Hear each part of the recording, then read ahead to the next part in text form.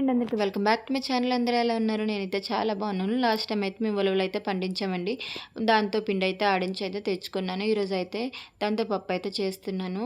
Taste అయితే చాలా బాగుంటుంది. ప్రాసెస్ కూడా చాలా ఈజీగా ఉంటుంది. ముందుగా అయితే చింతపండు అయితే నానబెట్టుకోవాలి. ఒక కప్పు పిండికి 2 కప్పులు వాటర్ అయితే వేసేసుకొని అయితే చింతపండు రసం అయితే పక్కన పెట్టుకోవాలి. తర్వాత అయితే స్టవ్ పైన కడాయి పెట్టుకొని కొంచెం ఆయిల్ వేసుకొని పోపు దినుసులు, జీలకర్ర, ఉల్లిపాయ ముక్కలు, పచ్చిమిర్చి ముక్కలు, వెల్లుల్లి రెబ్బలు, కొంచెం కరివేపాకు కూడా వేసుకొని వేయించుకొని దీంట్లోనే టమాటా ముక్కలు కూడా వేసేసుకొని వేయించుకోవాలి.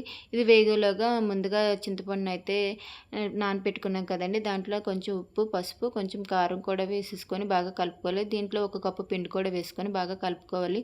ఇలాగ తాలింపు అయితే వేగిపోతుంది కదండి, ఈ కలుపుకున్న దాన్ని తాలింపులో వేసుకొని మిక్స్ చేస్తూ ఉండాలి. ఉండలు కట్టకుండా ఉంటే పప్పు అయితే బాగుంటుంది. లాస్ట్లో ఆయిల్ కూడా వేసుకుంటే పప్పు అయితే రెడీ అయిపోతుంది. టేస్ట్ అయితే చాలా బాగుంటుంది. వీడియో నచ్చితే లైక్ చేయండి. మన ఛానల్ అయితే సబ్స్క్రైబ్ చేసుకొని సపోర్ట్ అయితే చేయండి. Bye bye.